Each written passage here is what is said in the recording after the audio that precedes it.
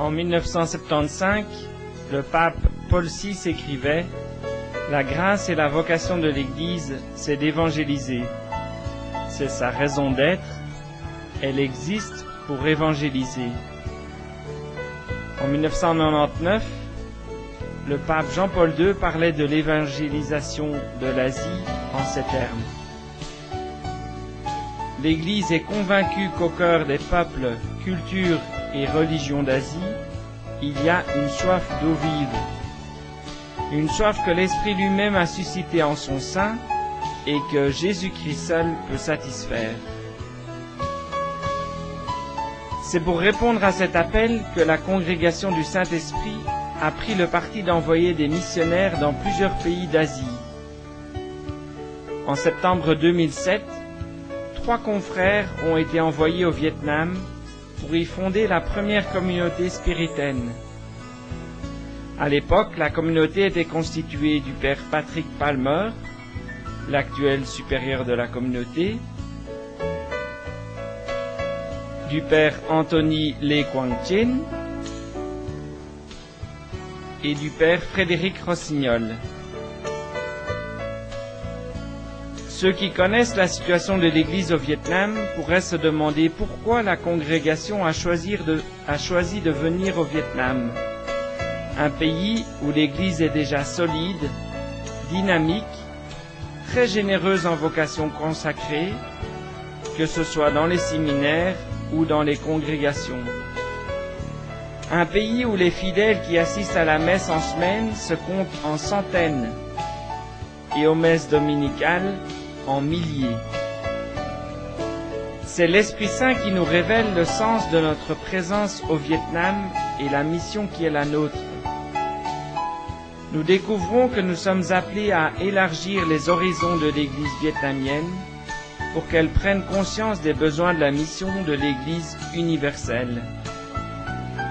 Elle aussi doit contribuer à l'évangélisation du monde entier. L'Église du Vietnam est incroyablement dynamique. Beaucoup de jeunes en son sein sont prêts à s'y engager de toutes leurs forces. Mais l'Église du Vietnam n'en est qu'à ses débuts en termes d'activité missionnaire en dehors de ses frontières. Dès notre arrivée, des dizaines de jeunes ont exprimé le désir de rejoindre notre congrégation. 12 jeunes ont commencé à discerner un appel à la vocation missionnaire au sein de notre congrégation en septembre 2008. L'année suivante, ils étaient 14. Et en 2011, ils sont actuellement 16. Le premier groupe est donc aujourd'hui en 3e année de formation. Après 2 ans d'apprentissage de l'anglais, 7 postulants ont commencé les études de philosophie à l'Institut des Dominicains. Ils vivent avec le père Frédéric Rossignol, dont le nom vietnamien est Chun Si Hoa, dans une des communes de la ville de Ho Chi Minh Ville, à Go Vap.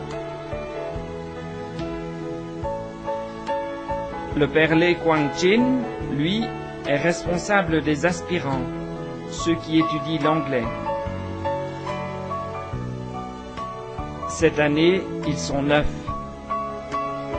En dehors de ces responsabilités, ces 2 confrères aident dans les paroisses des environs, en célébrant des messes, en animant des retraites ou en administrant divers sacrements. Le père Patrick Palmer, dont le nom vietnamien est Phan Ba Thong, a été réélu supérieur de la communauté en 2010.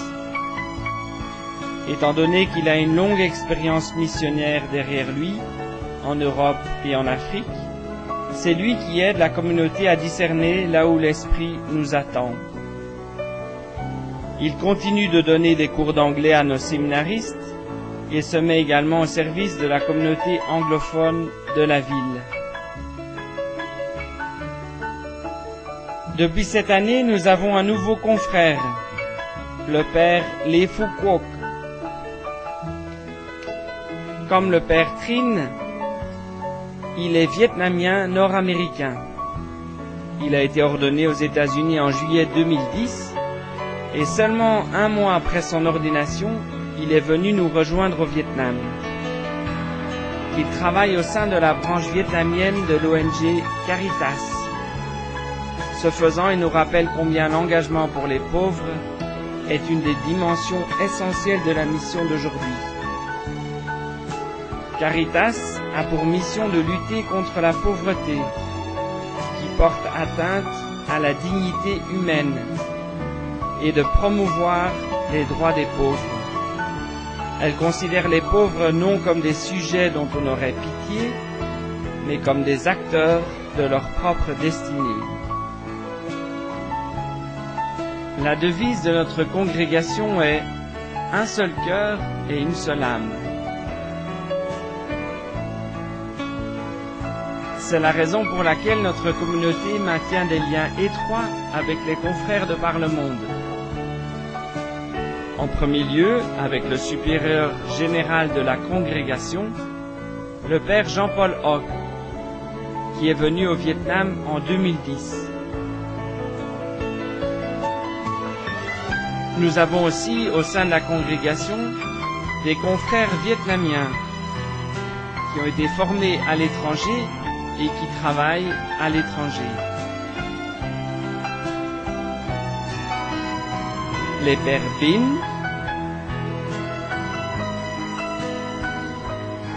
Duc et Hack travaillent à Taïwan et nous nous rendons régulièrement visite et nous nous épaulons dans la mission. Cette année, nous avons également été heureux d'accueillir 2 confrères vietnamiens qui travaillent aux États-Unis. Les pères Martin Beau et Brendan Bai, 2 confrères de la revue spiritaine française Pentecôte sur le monde, les pères Michel et Lucien, sont venus faire un reportage sur notre mission au Vietnam.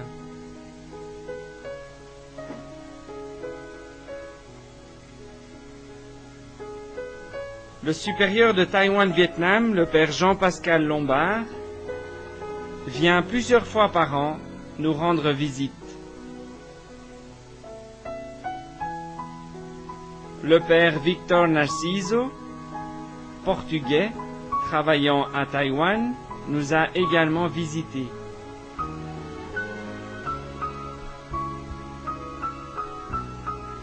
Outre le fait de nous témoigner mutuellement de l'amitié, ces visites des confrères sont l'occasion d'organiser des week-ends de formation pour nos séminaristes.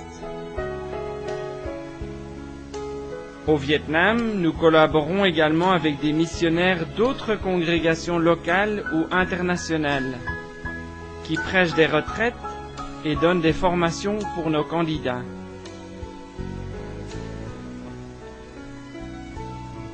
Nous travaillons avec les sœurs Nin et Mien de la congrégation de la Vierge couronnée sur des projets sociaux. Les pères Thomas, Félix, Jerin,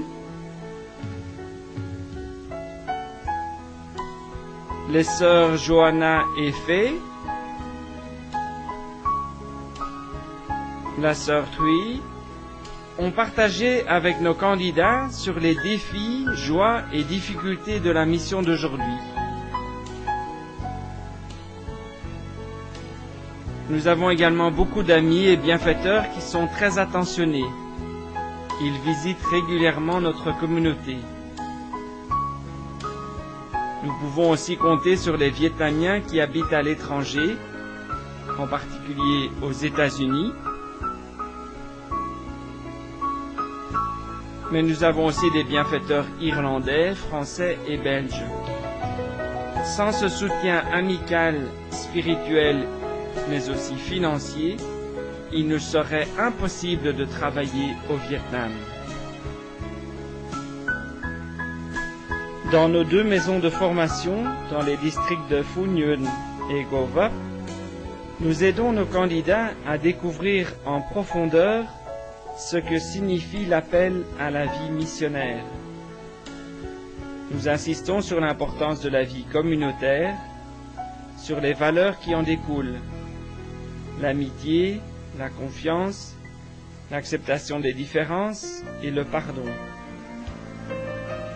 Nous initions aussi nos séminaristes à la vie spirituelle, que ce soit par la participation quotidienne à la messe, la prière communautaire et individuelle, ou encore par des lectures. Ils apprennent l'anglais et la philosophie, et cette formation intellectuelle leur ouvre aussi de nouveaux horizons. Certains sont catéchistes à la paroisse, tandis que d'autres organisent des activités pour des enfants pauvres ou handicapés.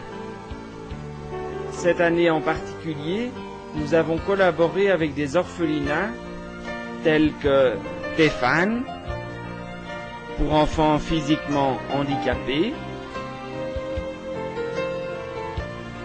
Huinde Nyungir, pour enfants et jeunes filles aveugles,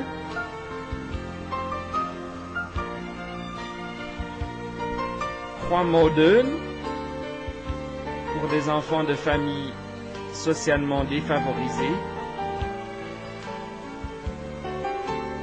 Nous sommes partis à la mer avec des enfants sidéens.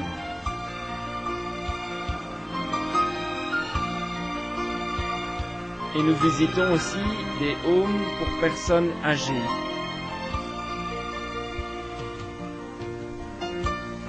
Nous continuons le programme de parrainage de la scolarité d'enfants pauvres dans la région du delta du Mékong. Cette année, nous en avons 70. Ayant 4 ans d'expérience au Vietnam, nous sommes de plus en plus convaincus de l'importance de l'engagement à long terme dans la mission. Une mission dans laquelle nous sommes témoins de la présence et de l'action de l'Esprit Saint dans le cœur des gens.